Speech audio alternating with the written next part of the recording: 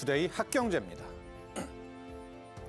전국에서 빈대 출몰과 물림 사고가 잇따르고 있는 가운데 국민권익위원회는 15일 빈대 확산 방지 민원 예보를 발령했다고 전했습니다.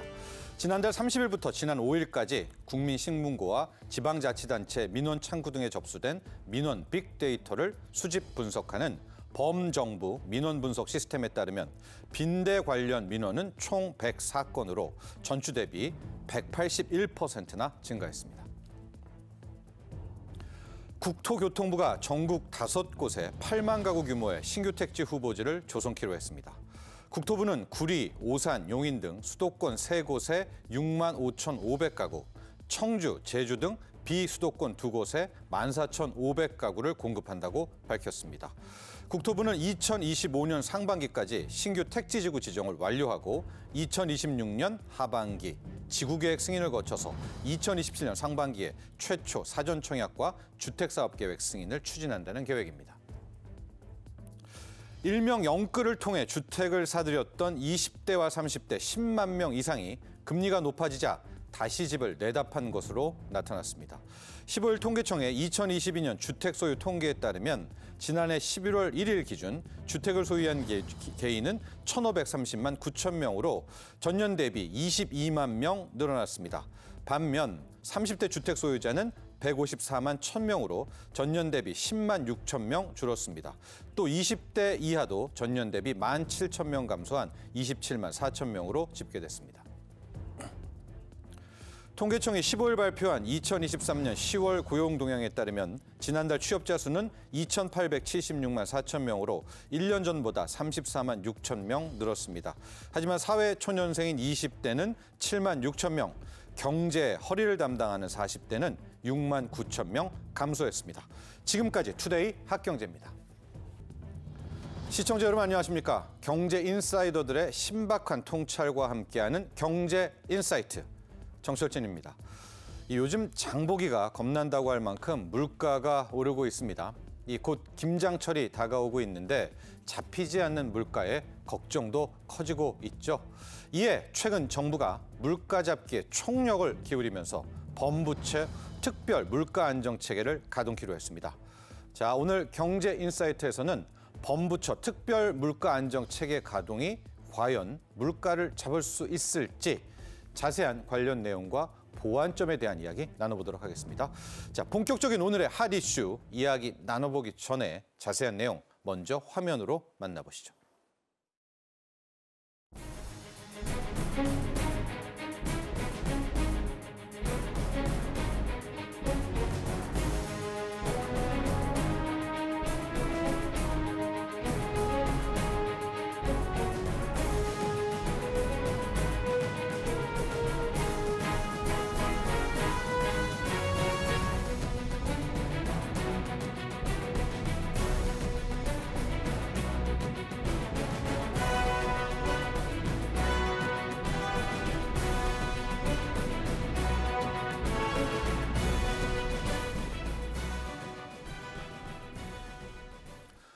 오늘 함께하실 2명의 전문가 소개해드리겠습니다. 이은희 인하대 소비자학과 교수, 이정환 한양대 금융경제학부 교수와 함께합니다. 안녕하십니까? 교수님 안녕하십니까? 자, 먼저 우리 이정환 교수님과 함께 시작해 보도록 하겠습니다. 전반적인 헤드라인 물가는 좀 잡힐 듯 말 듯 하게 되는데 일명 먹거리 물가라고 하죠. 밥상 물가는 아예 잡히지 않고 있습니다. 특히 저소득층은 현재 가처분 소득의 절반을 식비로 부담하고 있다. 이렇게까지 표현이 되고 있는데요. 현재 물가, 그중에서도 이 먹거리 물가 어떤 상황입니까? 사실 아까 앵커님이 처음 멘트 하실 때 말씀하신 것처럼 시장 가격이 겁난다는 이야기를 굉장히 많이 하고요. 네. 저도 이제 마트 가서 뭘 사려고 하면 깜짝깜짝 놀랄 때가 많습니다. 네. 특히나 이제 과일 가격 굉장히 많이 올랐고요. 최근에 사과 가격 비교해 본다면 작년에 비해서 70%가 올랐다는 이야기를 하고 있고요. 네. 상추 가격 한 40%. 이렇게 올랐다라는 것들이 굉장히 뉴스가 많이 나오면서 네. 실제로도 굉장히 많이 올랐고요.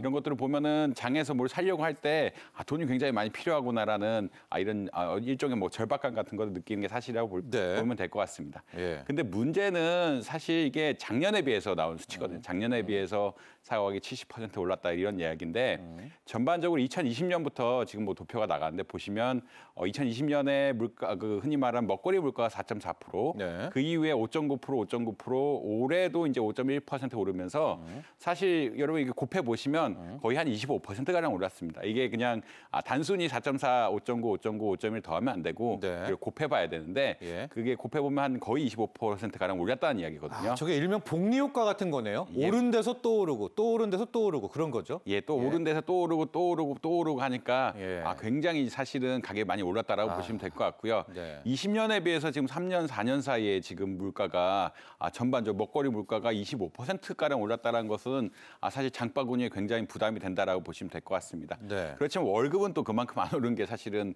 중요한 팩트이기 때문에 네. 월급에 비해서 흔히 말하는 먹거리 물가가 굉장히 많이 올랐고 먹거리 물가 중에서도 아까 이야기한 것처럼 뭐 과일도 있지만 네. 쌀 같은 것도 작년에 비해서 거의 20%가량 올랐다. 네.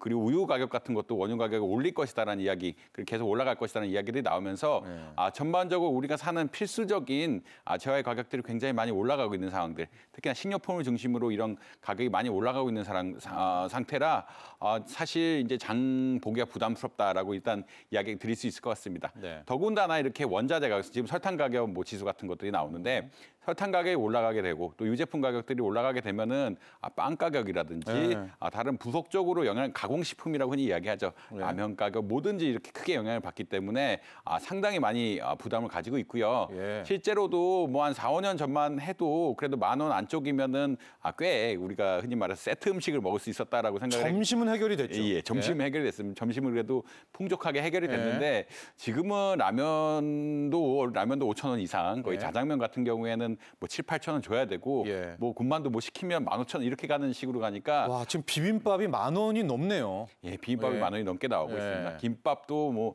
3,000원이라고 하는데 실제로 가면은 뭐 4,000원, 5,000원까지 4,000원 줘야 예, 4,000원 줘야 되는 이런 양상이기 때문에 굉장히 많이 올랐다. 그러니까 결국은 아까 식료품 가격 같은 것들이 올라가게 되고 네. 이것들이 가공식품 가격에도 영향을 주고 외식비에도 뭐 영향을 주면서 실제 이런 부담이 외식비라든지 식료품비에 대한 부담이 굉장히 많이 늘었다라고 보시면 될 것 같습니다. 네. 특히 물가 중에 먹거리 물가는 또 우리가 통제할 수 있는 여력이 좀 적죠. 왜냐하면 앞서 우리 교수님도 얘기했지만 설탕이라든가 밀가루라든가 기본 또 이 농산물의 가격이 올라가지고 나온 그런 상황 때문이기도 한데요. 자, 우리 이은희 교수님. 네. 그럼에도 불구하고 우리 경제수장 추경호 경제부총리는 어찌됐건 3%대 중반에서는 물가를 좀 잡을 수 있을 것 같다. 이런 얘기가 좀 하고는 있습니다. 이런 자신감은. 네. 근데 또 얼추 생각해 보면 이 먹거리 물가라는 게 그렇게 쉽게 잡힐 것 같지도 않고요. 네네. 전반적인 현재 우리의 물가 상승, 인플레이션에 대한 부분 또 이것들이 안정될 수 있을지 여기에 대해서도 좀 이야기 나눠주시죠. 지금 지난 12일 날, 네. 12일 날 올 하반기 물가가 한 3.8% 정도로 안정될 거다 이렇게 네. 말씀을 하셨는데 네. 사실은 7월 달에는 이제 2%로 안정될 거다 이렇게 말씀하셨거든요. 네. 그런데 이제 8월, 9월, 10월 네. 계속 3% 후반대 네. 지금 유지가 되고 있어요. 중후반, 네. 네네. 물론 이제 정부가 다양한 대책을 세워가지고 이제 물가를 잡기 위해서 노력을 하는데 네. 근데 현실은 정부의 의지대로 지금 가지 않고 네. 있다 이렇게 이제 볼 수가 있는 거죠. 네. 그래서 뭐 정부가 노력은 하겠지만 이제 소비자 입장에서는 그런 정부의 예측이 일종의 희망 고문이 된다 네. 이렇게 이제 볼 수가 있고요. 예. 그다음에 이제 3.8%라고 말씀을 하셨는데 아까 우리 교수님께서도 말씀을 하셨지만 오르고 또 오르고 또 오르고 이렇게 말씀을 하셨어요. 네. 그런데 이제 작년에 그 소비자 물가 지수가 5.1% 정도 올랐거든요. 네. 일단 이미 작년에 엄청나게 많이 올랐는데 올해 3.8%라는 건 작년을 기준으로 한 거기 때문에 그렇죠. 작년에 이미 5.1%로 많이 올랐는데 그때보다도 또 3.8%가 또 올랐다. 그렇기 때문에 실질적으로 소비자들이 겪는 고통은 네. 굉장히 크다. 이렇게 볼 수가 있겠습니다. 예. 특히 이제 3.8%라고 말씀을 하셨고 예측을 하셨는데 이제 그 먹거리 물가는 네. 3.8%가 아니라 7.3%입니다. 그렇죠. 지금 유독 먹거리 물가가 네. 예, 그렇기 솟구쳐요. 때문에 예. 사실은 이제 소비자 물가 지수가 그 소비자가 사용하는 460개 품목을 네. 이렇게 계산을 해서 나오는 지수이기 때문에 이제 뭐 자주 쓰이지 않는 거 가격이 안정된 것도 많이 포함이 될 겁니다. 네. 그렇지만 이제 소비자 입장에서는 먹거리는 매일 소비하는 거고 그 구매도 자주 하는 거기 때문에 이 먹거리 물가가 뭐 3.8%가 아니라 거의 2배가 넘는 7.3%다라고 하는 것은 이제 소비자 입장에서 굉장히 걱정이 많이 되는 상황이다. 이렇게 볼 수가 있습니다. 이렇게 돼서 뭐 주요 투자은행도 올해가 한 3%대 중반 정도로 물가가 전반적인 헤드라인 물가가 예상이 되고 있겠다. 저는 전망치도 좀 내놓고 있는데요. 자, 오늘의 핵심은 저런 전반적인 물가도 중요하지만 특히 먹거리 물가, 밥상 물가가 치솟게 되면서 이게 우리 국민들이 느끼는 체감 물가에는 너무나 큰 영향을 주지 않습니까? 그랬기 때문에 여기에 대한 중요성이 커지고 있다. 이렇게 볼 수가 있습니다. 자, 이렇게 되니까 우리 이종환 교수님, 정부가 아이디어를 하나 낸 겁니다. 이게 과거에도 한번 썼던 방식인데 일종의 이 물가, 특히 먹거리 물가에 책임을 한번 지우겠다. 물가 안정 책임관 뭐 이렇게도 표현이 되고 있는데 범부처 특별 물가 안정 체계를 본격적으로 가동을 했습니다.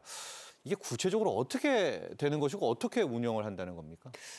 사실 아까 이제 계속 논의가 나오고 있는데 특히나 이제 겨울철에는 물가가 문제가 되는 것이 사실입니다. 네. 왜냐하면 보통 에너지 가격 역시 이제 지출이 늘어나면서 네. 가게에 대한 부담이 늘어나게 되고요.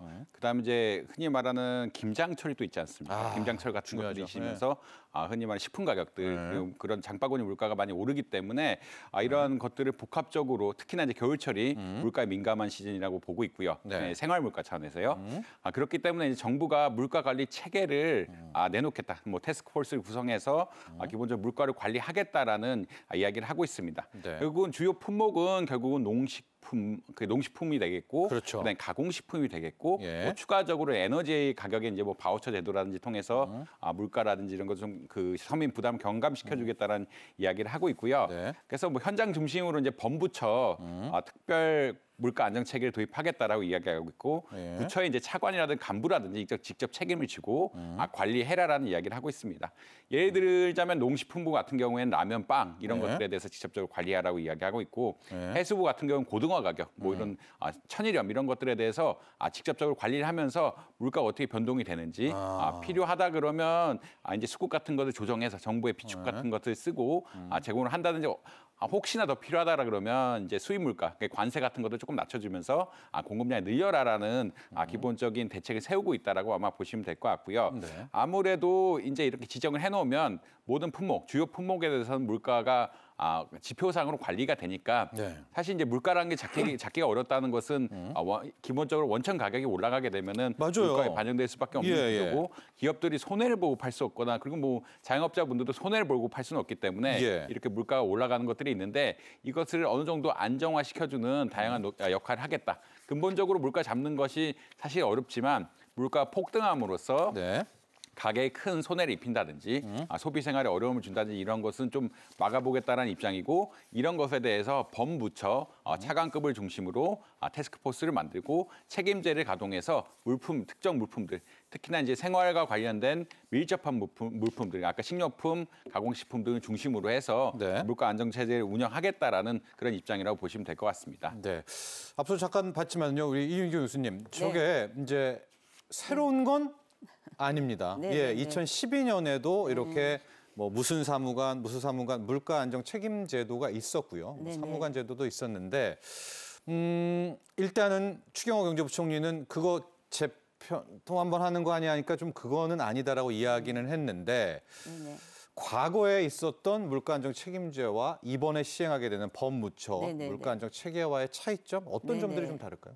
뭐 사회자분께서 이렇게 표현을 안 하셨는데 뭐 빵 사무관, 우유 사무관 해갖고 약간 자조적인 이제 표현도 나오죠. 네. 그러니까 이제 물가 잡기가 어려우니까 드디어 이런 방법까지 동원을 하는구나. 네. 뭐 이렇게 얘기될 수도 있겠지만 저는 이제 전 부처가 물가를 잡기 위해서 총력을 경주한다라는 네. 차원에서 예. 좀 긍정적으로 봅니다. 네. 그다음에 또 뭐 과거 11년 전하고는 또 달라졌다 이렇게 말씀을 하시는데 예. 과거 그 MB 그 정권 때는 정부 때는 그 52개 품목을 정해가지고 네. 담당자를 지정을 했는데 네. 지금은 이제 품목 정하는 거, 담당자 지정하는 거 그거를 각 부처에서 네. 자율적으로 알아서 하게끔 그래서 구체적인 실행 방식이 바뀌었다 네. 이렇게 말씀을 하시더라고요. 네. 그다음에 이제 또 중요한 게 사실은 지난해에 이 물가에 대해서 그 부총리께서 시장 친화적인 방법으로 네. 이 물가 관리를 하겠다라고 하셨어요. 그런데 이제 결과는 어떻게 됐느냐? 이제 5.1% 내지 5.4% 기대한 것보다 굉장히 높은 수준의 물가 인상이 있었죠. 네. 그래서 이제 올해는 조금 더 강력한 수단을 써야 되겠다 이렇게 네. 이제 생각을 하신 것 같습니다. 예. 실제적으로 이제 추경호 경제부총리는 그러나 좀 윽박 지르거나 이런 상태는 아니라 좀 소통을 하겠다. 네, 그렇죠. 이렇게 좀 얘기를 네네. 했습니다. 예. 네네. 그래서 그것이 어떻게 실제로 가동될지 지켜봐야 될 것 같고 네네. 또 하나가 차이점이 있다면은 이제 과거에는 품목별 담당자를 딱 정해놨는데 네네. 이번은 우리 교수님도 얘기했지만 좀 이게 융통성을 둡니다. 이게 무슨 얘기냐면 과거에 이제 뭐 설탕 사무관이 있다고 쳐요. 그거 계속 떨어지면 그 사무관은 네. 앉아서 그냥 이득 본 거잖아요. 아, 네네. 그러니까 이번에는 그렇게 누구를 이렇게 고정하지 않고 네네. 민감도에 따라서 좀 그때그때 바꾼다고요. 네네. 네. 제가 이제 그 개인정보 보호 평가를 네. 좀 다닌 적이 있거든요. 네. 근데 저희가 이제 평가 가서 제일 먼저 물어보는 게 담당자 있냐 물어봐요. 네네네. 다시 말하면 그 담당자가 있다는 거는 그 업무에 대해서 책임감 있게 일을 한다는 얘기이기 때문에 네. 저희 그 소비자 측 입장에서는 아, 저 물가 관리 구체적인 상품에 대한 물가 관리를 그야말로 책임을 지워서 철저하게 하겠다는 그런 정부의 의지구나 이렇게 네. 이제 생각이 들 수도 있다 네. 이렇게 말씀드리고요. 네. 그다음에 이제 또 하나 이제 말씀드릴 건 우리가 이제 먹거리는 크게 세 가지로 나눌 수가 있습니다. 예. 하나는 이제 농축산물 있고요. 네. 그다음에 또 하나는 가공식품 있고. 그다음에 세 번째는 이제 외식 물가 있어요. 예. 근데 이제 외식은 안 사 먹으면 또 되거든요. 네. 그런데 이제 그 농축산물하고 가공식품은 이제 식생활을 영위를 하려면 안 살 수가 없는 품목들이죠. 예. 그렇기 때문에 농축산물의 가격과 가공식품의 가격을 잘 관리하는 게 굉장히 중요하다 이렇게 볼 수가 있겠는데요. 네. 일단 농축산물 관리는 농수산식품부에서 이렇게 책임지고 하실 거 향후에도 예상이 되는데 그럼 이제 가공식품은 어떠냐? 네. 그 최근에 이제 가공식품에 대해서 이제 조금 제기되고 있는 문제가 그리드플레이션이라는 용어가 이제 가끔씩 튀어나와요. 그리드. 그리드플레이. 함용인가? 그렇죠. 예, 예. 네네. 예. 그 과거에 뭐 착한 가격이라는 표현이 있었거든요. 네. 그 착한 가격이라는 게 가격이 정말 착하다. 그래서 조금 저렴하거나 합리적이다 이렇게 생각을 했는데 그 오늘날의 소비자는 가격이 무조건 저렴하다고 품질이 나쁜 건 또 원하지는 않습니다. 네. 그래서 이제 가격이 적절하면서 이제 품질도 좋은 걸 오늘날의 소비자들이 원한다 이렇게 볼 수가 있는 거죠. 네. 자, 그런데 그 가공식품 회사들에서 이 상품의 가격을 어떻게 매기는지 사실은 소비자도 알 길이 없고요. 네. 그다음에 정부도 사실은 알 길이 없어요. 네. 그래서 한 가지 예를 말씀을 드리면 그 최근에 라면이나 빵 가격이 작년 재작년에 굉장히 많이 오르고 네. 심지어는 1년에 2번씩 오르고 네. 그런데 이제 주요 이유로 제시한 게 국제 밀 가격이 엄청나게 올랐다. 네. 라고 해가지고 가격을 올렸거든요. 근데 사실이 아니죠. 밀가격은 그때는 좀- 올랐는데 네. 지금 또 엄청 내렸어요. 네. 지금 이제 국제 밀 가격은 24% 내렸습니다. 예. 팜유도 36% 내렸어요. 예. 그런데 가격을 내릴 조짐이 하나도 없습니다. 그렇기 때문에 다시 말해서 이 식품 회사들이 이 가격을 원재료의 폭등, 가격 폭등을 이유로 해가지고 가격을 올리지만 네. 원재료 가격이 내려도 꼼짝을 않는다. 라고 하면 과연 타당하게 그 비용을 상승시킨 건가? 네. 다시 말하면 비용 상승분만큼 가격을 올린 건가? 그다음에 비용이 내려가면 가격도 좀 내려가야 되는 거 아닌가? 네. 근데 이제 그러한 움직임들이 없기 때문에 이 회사들이 이 물가 인상 분위기에 편승을 해서 이 상품의 가격도 과도하게 올리고 네. 내려야 될 것 같은데 안 내리고 이런 건 아닌가 네. 해서 이 그리드플레이션 얘기가 나오고 있습니다. 그렇습니다. 지난 2012년과 좀 다른 점은요. 이렇게 단순히 농축수산물의 담당자만 정하지 않고 우리 방금 이은희 교수님도 이야기를 했지만 이것과 연관된 가공식품 가격까지도 함께 관리한다라는 겁니다. 그래서 실질적으로 민감도 같은 것들을 체크를 해서 가격 관리를 한다는 건데요. 자, 이 대목에서 실제 가공식품을 만드는 기업들이 또 가만히 있지를 않습니다. 우리 이 교수님, 기업들이 그냥 가만히 당하는 것 같지는 않아요. 그들이 또 그들 나름대로 무슨 좀 뭡니까 해법이라고 그래야 되나요? 뭐 대응 방안이 있나 보죠? 아까 말씀하신 대로 이게 뭐 그리드플레이션과 연관될 수도 있는데 네. 슈링크플레이션이라고 보통 슈링크플레이션. 예, 그렇게 이야기를 많이 합니다. 사실 슈링크플레이션은 여러분들이 다 겪었을 것이라고 생각을 하고요. 네. 제가 뭐 대학 다닐 때쯤 되면은 고기가 1인분에 200g이었습니다. 200g쯤 됐는데 네. 1인분이 150g이 되더니 130g이 되더니 네. 계속 1인분에 대한 양을 줄입니다. 양을 줄이는 예. 현상들이 가격은 유사하게 어느 정도 유지를 하지만 양을 계속 줄이는 이런 현상들이 발생을 하고 있고요. 네. 특히나 뭐 최근에 뭐 게시판 같은데 가장 많이 늘어난 사례는 예전에 냉동식품을 샀는데 그때는 핫도그가 5개가 들어있었는데 이제 4개밖에 안 주더라에 네. 대해서 이런 것들에 대해서 사실 가격은 똑같았지만 열어봤더니 5명이 먹으려고 했더니 4개밖에 없었다. 이런 이야기들이 벌치면서 결국은 이렇게 흔히 말하는 가격에 대한 부담을 주면은 예. 가격을 올리는 대신에 내용의 양을 줄이는 슈링크, 그러니까 결국 줄인다는 얘기거든요. 네. 슈링크플레이션에 대한 이야기가 계속 나올 수밖에 없습니다. 결국 이런 것들이 사실 뭐 초코 과자가 줄어들었다라는 이야기도 많이 나오고 있고 라면도 좀 양이 줄어든 것이 아니냐. 혹은 라면에 뭐 어떻게 보면은 스프나 혹은 야채 그 첨가물들이라고 이야기하죠. 그런 재료들이 좀 줄어든 것이 아니냐라는 계속 의심이 들거든요. 네. 결국은 기업들이 어떻게 보면 비용 상승 압력이 있고 그렇지만 가격을 못 올리게 된다라 그러면 결국 원가를 낮출 수밖에 없고요. 원가를 낮추는 가장 쉬운 방법은 특히나 가공식품에서는 내용량을 줄이는 것이다. 네. 이런 관점에서 슈링크플레이션 결국은 가격 억제책이 있을 때 기업들이 가격은 그대로 냅두고 물건의 양을 줄이는 이런 전략들을 피면서 소비자들이 사게는 하지만 실제 소비자들의 편익을 줄이는 이런 많은 정책들을 피고 있는 것이라고 보면 될 것 같고 네. 사실 이제 우리나라에서 너무 많이 발견되었기 때문에 이런 용어 자체는 어떻게 보면 새로울 수 있지만 실제로 아까 고기 1인분의 사례라든지 핫도그의 사례라든지 초코파이라든지 뭐 다른 여러 초코 과자들이 줄어든 것들 과자가 사실은 봉지는 그대로인데 질소가 늘어났다는 이야기도 많이 하는데 그런 식의 여러 가지 것들을 사실 많이 겪어봤는데 이제 사람들이 이런 가격이 억제가 되면은 그런 정책 쪽으로 많이 가지 않느냐 이런 것을 슈링크플레이션이라고 명명하는 이런 상황이라고 보시면 될 것 같습니다. 근데 교수님 이제 물가 안정 체계 가동하면서 가공식품까지도 담당 사무관이 들어가서 막 이제 압박도 하고 소통도 하고 할 거 아닙니까? 그럼 이 슈링크플레이션이라는 게 더 가속화가 될 거예요.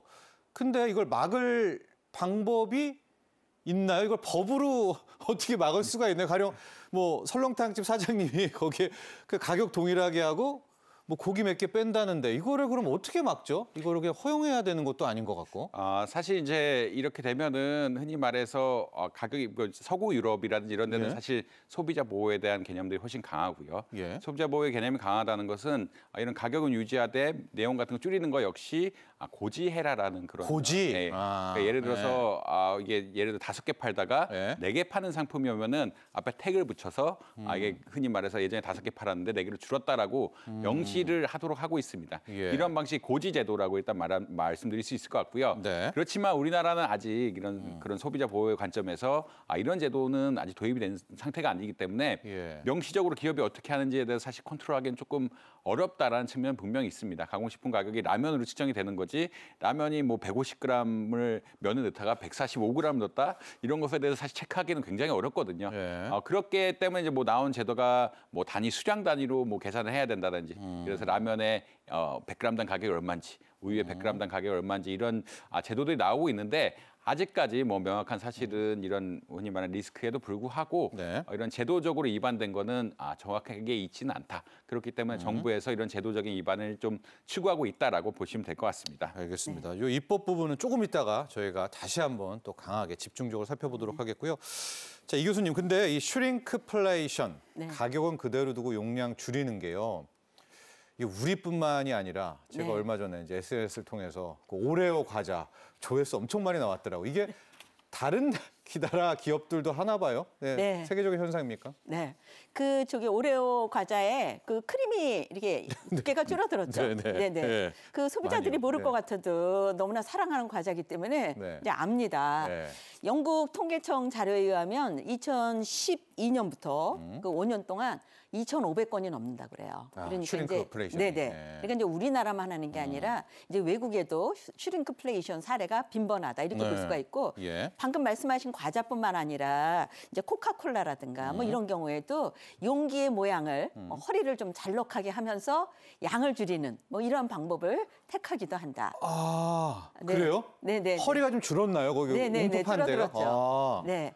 그러니까 이제 소비자는 더 아름답다, 너무 아름답다라고 생각을 했는데 네. 실상 내용물은 이제 줄었다 이렇게 볼 수가 있는 거죠. 아, 그러니까 2리터 페트병이 1.75리터로. 네네네, 그렇죠. 예. 근데 이제 소비자 입장에서는 지금 이제 고물가 시대이기 때문에 가격을 올리면 소비자들 눈초리가 따갑죠. 네. 그렇기 때문에 이제 소비자의 눈초리를 피하면서 저항을 피하면서 이 가격을 올리는 방법으로 지금 사용을 하는 것이다. 네. 그러니까 사실은 가격은 안 올랐지만 용량이 줄었기 때문에 가격 오른 거하고 마찬가지고 그럼요. 소비자들의 실질 구매력은 이제 줄어들었다. 이렇게 볼 수가 있는 것이죠. 예. 자, 근데 이제 그 사실은 소비자가 요거를 이게 처음부터 이렇게 잘 알아보지 못하는 경우도 많습니다. 예. 자, 우리가 이제 차이 지각이라는 용어를 쓰는데요. 네. 차이, 그 차이. 차이를 네. 잘 지각하지 못할 정도로 조금 줄입니다. 그래서 이제 그것도 연구가 많이 나오고 있어요. 그래서 이제 그만큼 줄이는데 어느 땐가는 소비자가 이제 알게 되고 또 최근에는 이제 소비자들끼리 인터넷에서 소통을 많이 하기 때문에 네. 미리 안 소비자가 또 막 올리기도 하고 그렇게 하죠. 그런데 이제 뒤늦게 소비자가 아, 양이 줄었구나라고 지각하게 되면 굉장히 이제 기만당했다라는 느낌을 가지게 돼서 예. 그 브랜드에 대해서 굉장히 이렇게 부정적 이미지를 가지게 됩니다. 그렇기 때문에 뭐 기업 홍보하고 이미지 좋게 하기 위해서 뭐 광고비 쓰고 그 하시는 돈을 차라리 슈링크플레이션 안 하는데 이렇게 비용을 쓰시면 좋겠고요. 예. 특히 이제 어린아이들 같은 경우에 과자 개수를 줄이잖아요. 예. 그럼 이제 뒤늦게 발견하게 되면 이 시장에 대한 불신감이 아, 또 해당 기업 그렇죠. 브랜드에 대한 신뢰도 불신감이 예. 쌓인다 이렇게 얘기합니다. 그렇군요. 네네. 네, 미국의 컨슈머 월드요. 여기에서 과자 도리토스 한 봉지를 봤대요. 그랬더니 칩 5개가 빠졌답니다. 그러니까 이런 것들이 이제 발견을 하게 되면서 정보가 퍼지고 이제 해당 여기 브랜드 도리토스라는 과자였었는데 또 그렇죠. 고객 충성도도 떨어지고 아마 이런 악순환이 될 것 같은데요. 이종환 교수님 앞서 우리가 고지 의무 잠깐 이 슈링크플레이션 어떻게 뭐 대처할까 이야기를 했었는데 해외 사례도 좀 궁금하고요. 결과적으로 우리나라도 뭐 그 해외 사례가 좋다면 효율적이라면 좀 도입해야 되지 않느냐 이런 의견도 있는 것 같습니다. 일단은 그 해외 사례를 보면은 유통업체가 관리를 함으로써 이제 자발적으로 하는 케이스가 좀 있고요. 네. 그러니까 정부들에서 어떻게 보면은 이걸 해야 된다라고 정책으로 내서는 경우가 있다라고 보시면 될 것 같습니다. 예. 예를 들어서 이제 까르푸 우리나라에서는 이제 결국은 흔히 말 어떻게 보면 퇴출돼서 나가긴 했지만 네. 뭐 까르푸 같은 경우에는 지난해 9월에 이제 가격에 대한 어떤 특히 말해서 이제 특별 고지 없이 물건 용량을 줄이게 되면은 가격이 그대로 있다 할지라도 그 태그를 붙여가지고 소비자들 알게끔 하는 이런 정책을 피고 있거든요. 이것은 자기네 물건에 대한 어떤 관리, 자기네들이 물건을 팔 때는 유통업체 입장에서는 품질 관리 같은 것들 해야 되는데 이제 품질 같은 것들을 한다는 입장을 보여주는 이런 체제라고 보시면 될 것 같고요. 캐나다 같은 경우에는 뭐 6개월 안에 이러한 흔히 말하는 식품 태스크포스를 출연시켜서 이렇게 가격에 대한 변동 없이 슈링크플레이션 전략, 결국은 용량을 줄이는 전략들을 하면은 안 되게끔 아예 정책적으로 규제를 하겠다. 아예요. 아예 네. 이것을 고지하는 거죠. 사실 아예 안 되는 것은 시장 경제에 참여하는 거기 때문에 불가능하지만 네. 무조건 고지하도록 그리고 예를 들어 부착하고 고지하도록 이렇게 네. 하겠다는 이야기도 있습니다. 그리고 뭐 독일 정부도 마찬가지고 브라질 정부 역시 마찬가지인데 뭐 6개월 동안은 브라질 정부 같은 경우에는 6개월 동안은 이 가격이 그대로 있지만 용량을 줄이게 되면은 이제 네. 고지를 계속 하게끔 하는 이러한 정책들을 계속 내보이겠다라고 이야기하고 있고요.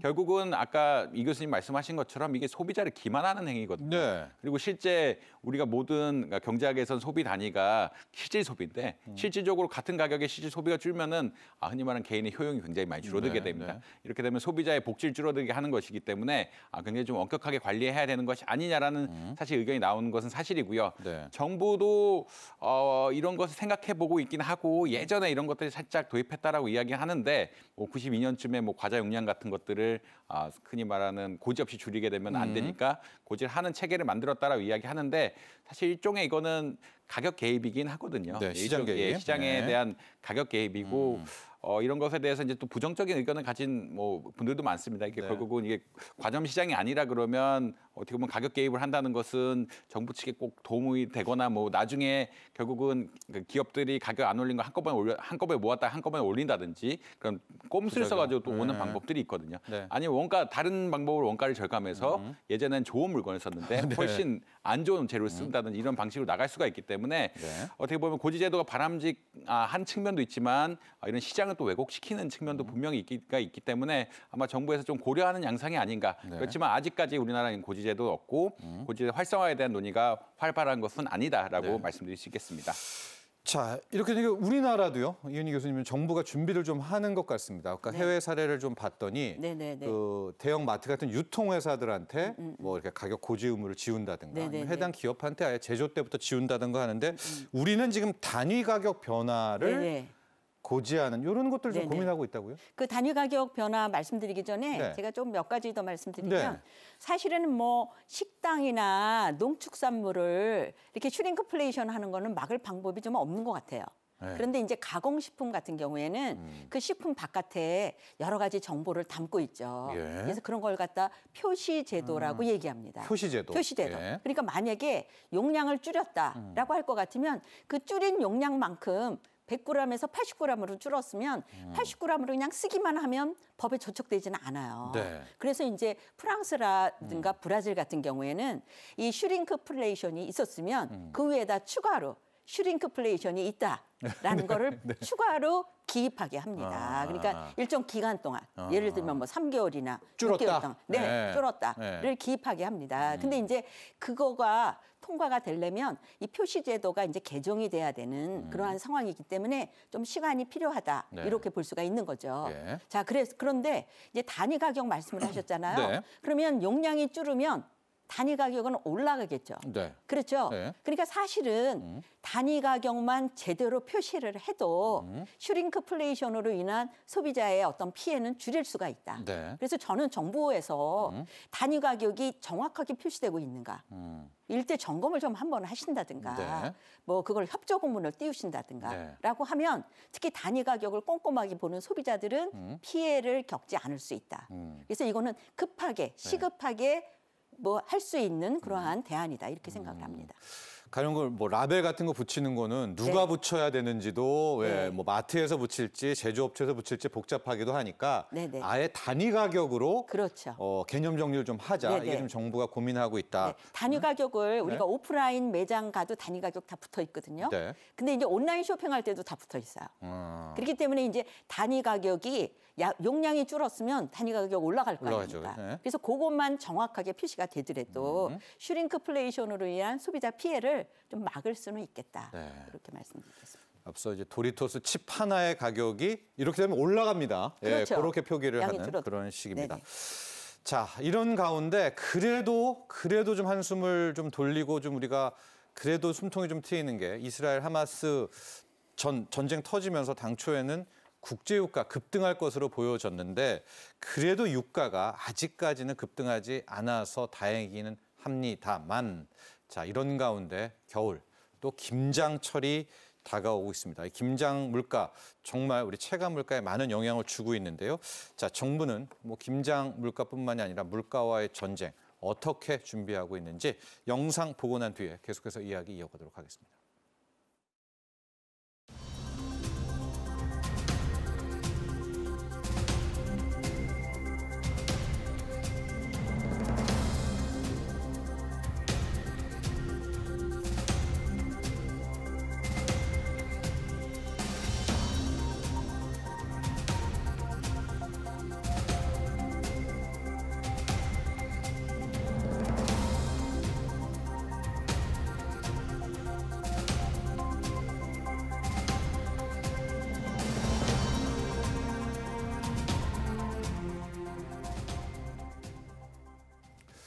자, 우리 이종환 교수님, 김장철이고요.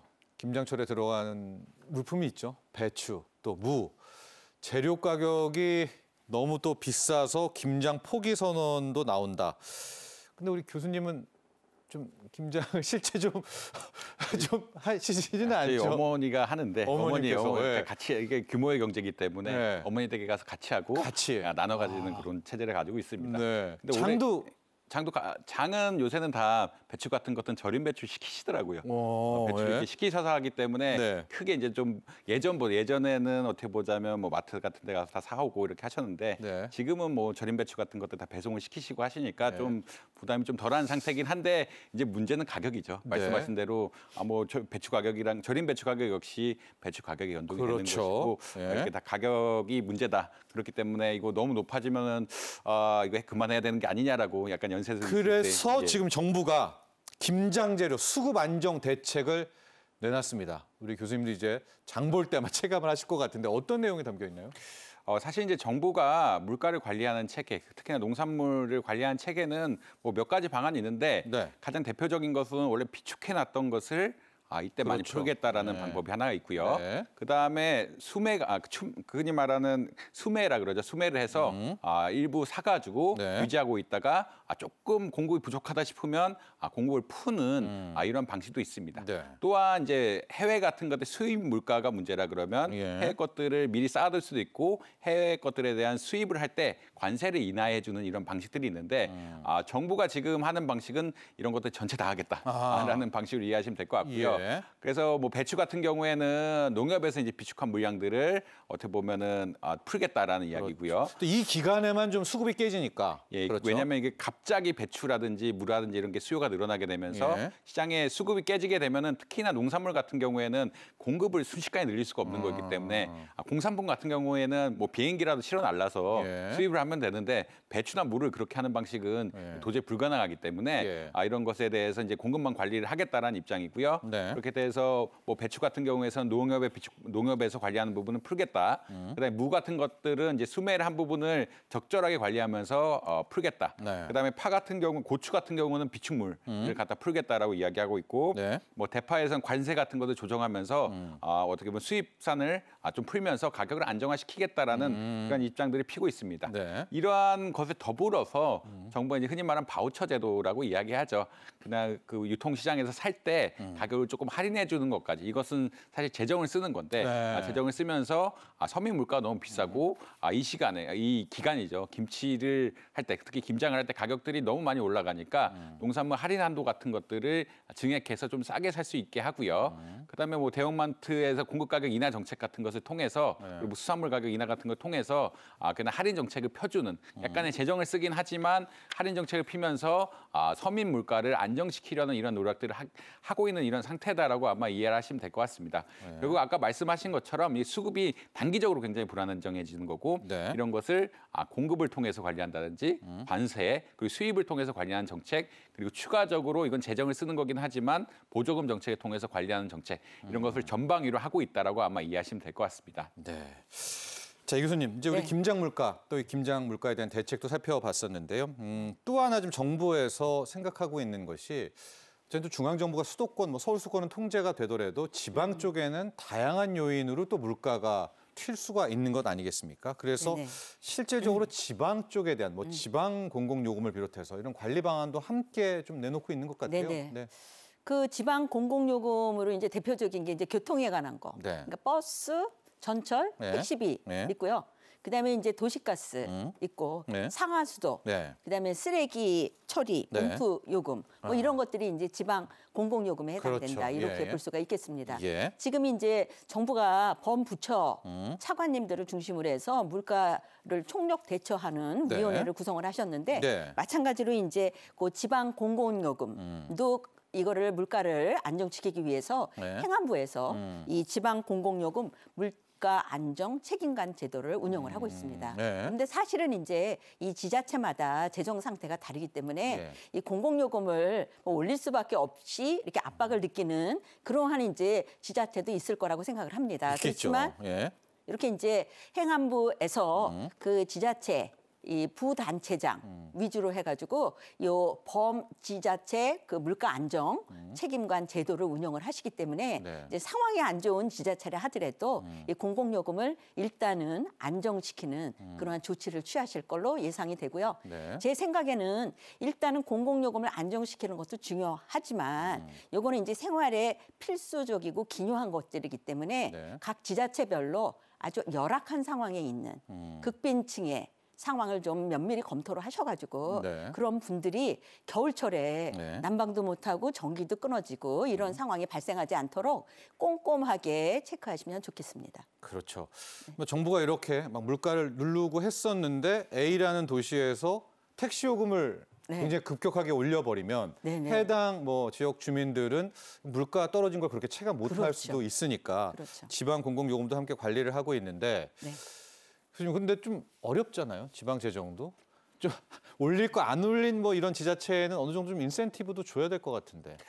사실 우리나라 이제 지방 재정에 대한 자립도가 그렇게 높지 않죠. 왜냐하면 서울에 집중돼 있기 때문에 특히나 몇몇 도시에 집중돼 있기 때문에 뭐 교부금, 그러니까 세금이라든지 이런 것들이 특정 도시에 몰리고 있고 이런 것 때문에 지방 재정에 대한 자립도가 좀 높지 않습니다. 네. 그렇다는 이야기는 이제 혹시 정부가 지금 하고자 하는 방향들은 이런 보통 이렇게 이에 따라서 이제 정부는 교부금이라는 걸 통해서 네. 지방 재정의 자립을 도와주고 있는데 네. 이 교부금 같은 것들을 탄력적으로 운영하면서 지자체들이 이제 교통요금이라는 이런 것들을 관리 열심히 한다라고 하면은 뭐 적어도 뭐 깎진 않겠다, 더 이상 줄이진 않겠다, 혹은 더 잘한다라고 하면은 인센티브를 제공해주면서 내년에 예산이 조금 없으니까 이제 보충해서 써라라는 그런 입장을 가지고 있고요.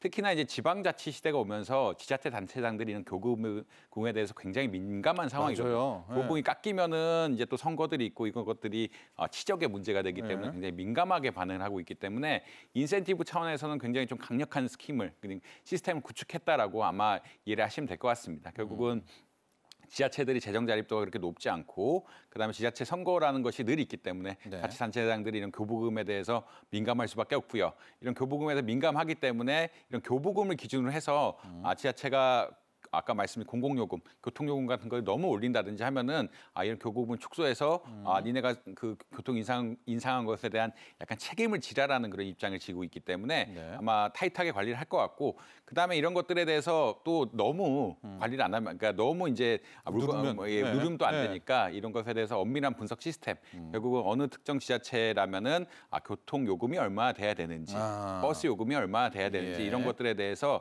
평가를 하고 이런 평가를 바탕으로 해서 그 기준 안에서 적절하게 올리게끔 하는 구조를 만들겠다. 결국은 뭐 당근과 채찍이 동시에 있는 건데 지방재정교부금 같은 것들은 굉장히 어떻게 보면 채찍이죠. 이걸 잘못하면은 줄이겠다라고 이야기하면은 엄청난 채찍이 될 수 있겠고요. 그렇지만 적절한 가격이 얼마인지 평가를 해서 이 평가한 것만큼은 어느 정도 반영할 수 있게끔 아무래도 에너지 가격도 오르게 되고 특히나 네. 이제 자동차 가격들도 지금 모든 가격이 많이 올랐기 때문에 뭐 자동차의 모든 가격이 사실 오를 수밖에 없는 상황이긴 하거든요.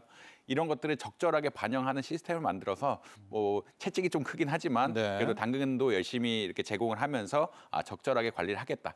특히 공공요금, 지방의 공공요금 같은 것들을 관리하겠다라는 그런 입장으로 보시면 될 것 같습니다. 네.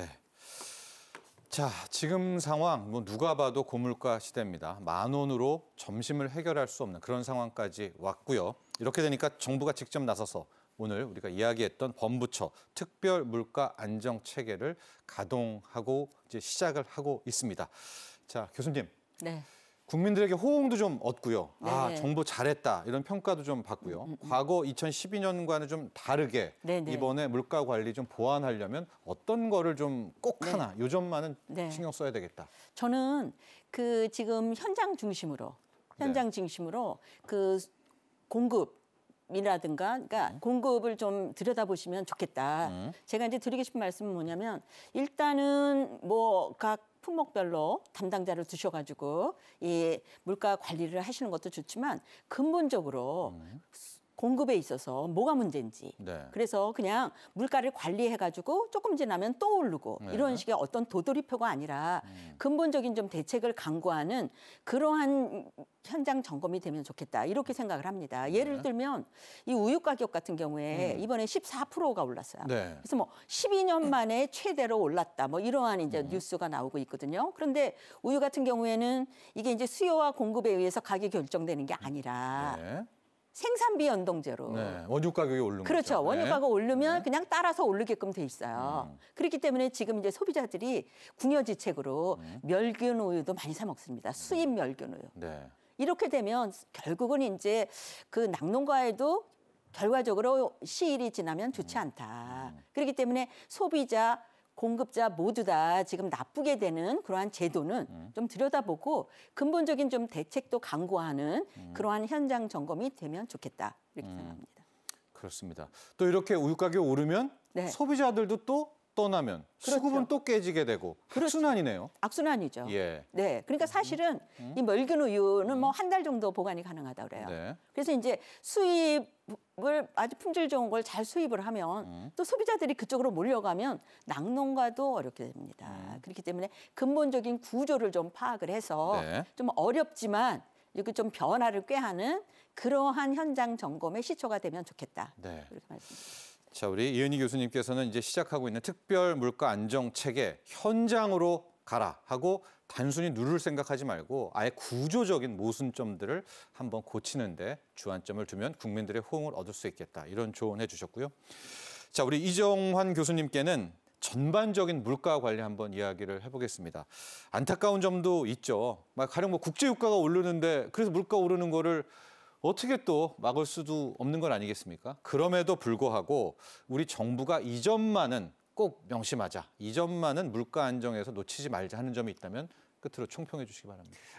사실 이제 정부가 이제 단기적인 상황에서는 거의 최선의 노력을 다하고 있다라고 생각을 하고 있습니다. 네. 특히나 이제 서민 생활에 관련이 깊은 식료품, 가공식품, 뭐 외식비 추가적으로 하고 이제 에너지 가격에 대해서는 관리를 하고 있는데 네. 이제 구조적으로 좀 접근할 필요는 있거든요. 매년 이제 뭐 비판이 받는 것은 똑같은 대책들이 똑같이 나온다라는 비판, 네. 뭐 이런 비판을 받을 수밖에 없는데 예. 이제 최근에 문제가 된 이슈들이 좀 몇 가지 있습니다. 가장 큰 거는 기후 변화죠. 예. 기후 변화라고 하는 것은 이제 예전에 길렀던 작물들에 대한 공급이 원활하지 않을 가능성이 굉장히 높다. 네. 특히나 날씨에 따라 최근에 사과가 굉장히 가격이 많이 올랐는데 사과 가격을 잡을 방법이 별로 없다라는 이야기가 계속 나오고 맞아요. 있는데 네. 이건 기후 변화 때문에 생긴 거기 때문에 공급이 굉장히 어렵습니다. 네. 특히나 이제 농산물 같은 것은 공급 가격이 굉장히 중요한데 공급이 줄어버리면 가격이 올라갈 수밖에 없는 상황이고요. 예. 이런 것들이 사실은 구조적으로 앞으로 지속될 수밖에 없거든요. 그 지속된다는 얘기는 기후 변화가 탄소 배출량 증가 때문에 계속 심화될 것이고 이런 것을 우리나라 전반적으로 농산물 생산이 굉장히 영향을 많이 받을 것이다. 이렇기 때문에 최근 나온 얘기가 뭐 경제 안보 이야기로 나오고 있지만 네. 식량 안보라는 이야기가 나오고 있습니다. 식량 안보라는 이야기가 굉장히 많이 나오고 있는데 네. 이 식량 안보에 대해서 사실은 구조적으로 접근을 해야죠. 이게 단기적으로만 뭐 일시적 물가를 억누른다 되는 것이 아니라 이제 식량 안보를 유지하기 위해서는 정부가 어떤 노력을 해야 되는지 대안이 조금 나와야 되는데 뭐 이제 사실 에너지 안보와 더불어서 이제 계획을 약간 하는 단계라고 아마 생각이 되는 것 같습니다. 이에 따라서 뭐 스마트팜을 늘려야 된다 이런 다양한 논의들이 나오고 있는데 국민들도 공감할 수 있고 어느 정도 예측 가능한 수준에서 이런 정책들에 대해서 면밀하게 사실 검토를 할 필요가 있고요. 네. 이거는 사실 이게 지금의 물가 안정책은 단기 정책이라고 하는데 미국의 인플레이션 감축법이 있지 않습니까? 네. 그거는 이제 장기적으로 물가를 줄이기 위해서 환경 문제를 개선하고 정부가 어떻게 노력을 해야 되는지에 대한 가이던스를 준 거거든요. 네. 그 재원 마련 어떻게 해야 되는지 이런 것까지 총괄을 하는 방안인데 우리나라 역시 이제 이러한 것들을 조금 세워야 되는 시점들이 아닌가. 결국은 장기 구조적인 관리 방안을 세워야 되는 시점이 아닌가 이렇게 평가를 할 수 있겠습니다. 그렇습니다. 앞서 우리 이은희 교수님께서는 현장 중심, 아예 구조를 바꾸자라는 그런 물가 안정 대책. 그리고 이정환 교수님은 먹거리와 에너지 같은 이 원자재 부분은 아예 뭐 이상기후 등으로 수급 자체가 중장기적으로 깨질 것 같으니까 단기적보다는 아예 중장기적으로 수급 계획을 세워서 맞서자. 이런 조언도 해주셨습니다. 자, 이렇게 마무리를 하도록 하겠습니다. 오늘 함께해 주신 두 분 정말 감사드립니다. 자, 경제인사이트 오늘 준비한 소식은 여기까지입니다. 윤석열 대통령이 오늘부터 아시아태평양 경제협력체 APEC 정상회의에 참석합니다. 무역, 투자 자유와 공급망 문제와 함께 북러 군사협력 공동대응 방안을 논의할 것이라고 윤 대통령은 밝혔는데요. 이번 회의 계기로 한중 정상회담이 열릴 가능성이 있습니다. 이뿐만이 아닙니다. 현지 시각 15일에는 미국과 중국, 중국과 미국, 미중 정상회담도 예정이 돼 있습니다.